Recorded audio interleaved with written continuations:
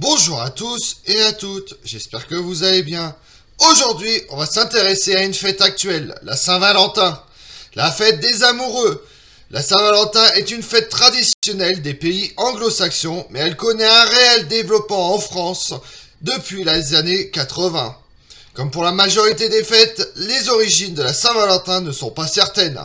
Mais la majorité des historiens s'accordent à penser que cette fête trouve son origine dans la Rome antique. Vous voulez en connaître plus sur la Saint-Valentin? Venez avec moi. Les Romains fêtent les Lupercales du 13 au 15 février. C'était une fête de purification, symbole de partage, où on sacrifiait un bouc dans une grotte pour symboliser la fertilité. Elle était aussi donnée en l'honneur du dieu des troupeaux et des bergers, tout en marquant la fin de l'hiver. En 494, le pape Gélas Ier interdit cette fête païenne, qui était toujours pratiquée de façon festive, aussi bien par les chrétiens que par les non-chrétiens, mais sans sacrifice rituel. Pour faire cesser cette pratique populaire, il écrit une lettre véhémente à tous les chrétiens, dont l'objectif est la résolution des querelles politiques avec l'aristocratie, plus que la lutte contre une fête païenne. C'est la conquête byzantine sous Justinien Ier au VIe siècle qui provoque la fin des festivités. Valentin de Terny, plus connu sous le nom de Saint Valentin, est un moine qui a refusé de se soumettre à l'empereur Claude II le Gothique. À l'époque, l'empereur voulait interdire le mariage des chrétiens pour éviter que les hommes soient tentés de rester avec leurs fiancés plutôt que de partir à la guerre. Valentin de Terny continue de marier des couples et défie l'autorité de l'empereur. Il fut alors emprisonné. C'est là qu'il rencontre la fille de son geôlier, Julia, une jeune fille aveugle. Elle demande à Valentin de lui décrire le monde. À force de rencontres et d'échanges, il tombe amoureux, jusqu'à ce qu'un miracle se produise. Julia retrouve la vue. Ce miracle fut partagé et relayé partout, si bien que le Claude II le Gothique, qui voyait d'un mauvais œil les miracles, décide de condamner à mort Valentin de Terny.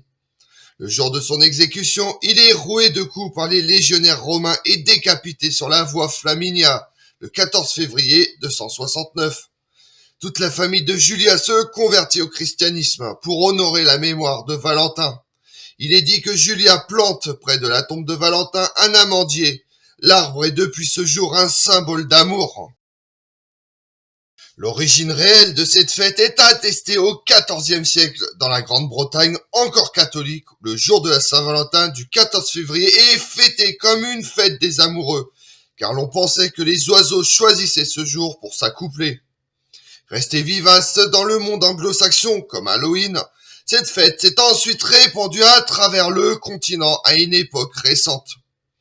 On retrouve ce même rapprochement de la Saint-Valentin avec les amoureux dans le poème d'Otto de Grandson, vivant en Angleterre, et de son contemporain Charles d'Orléans, alors retenu captif en Angleterre, qui fait souvent allusion à la Saint-Valentin, jour où les amoureux se choisissent leur partenaire, ou renouvellent leur serment. Selon le comte d'Argenson, Charles d'Orléans aurait choisi ce saint comme patron des amoureux en souvenir de la cour d'amour que tenait chez elle sa mère Valentine Visconti. Mais peut-être, résidant alors en Angleterre, n'a-t-il fait que reprendre les sources folkloriques. Valentin de Terny, fêté le 14 février, est désigné par l'Église catholique comme saint patron des amoureux, avec le pape Alexandre VI Borgia, qui lui donne le titre de patron des amoureux en 1496.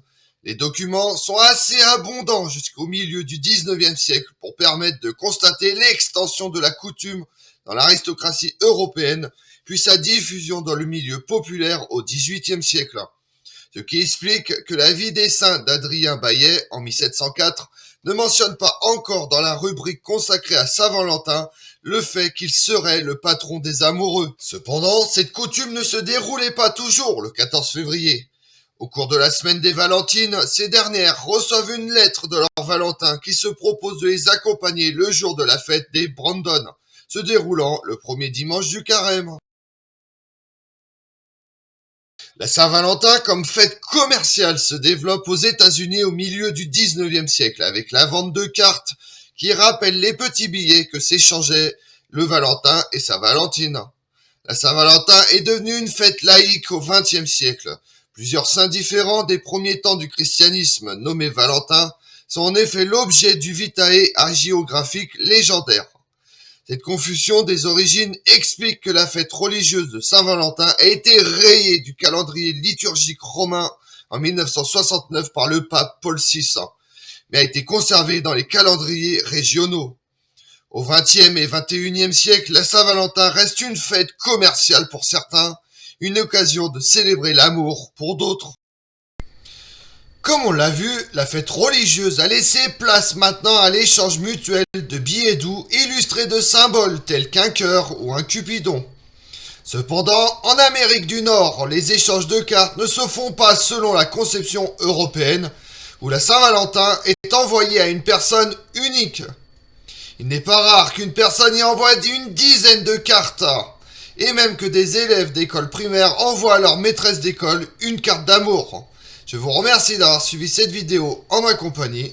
Si vous voulez connaître mes autres vidéos, retrouvez-moi sur ma chaîne YouTube Tout sur l'Histoire avec Damien et sur les réseaux sociaux Twitter et Instagram Histoire Damien. Et pensez à liker, commenter et vous abonner. Je vous remercie à tous.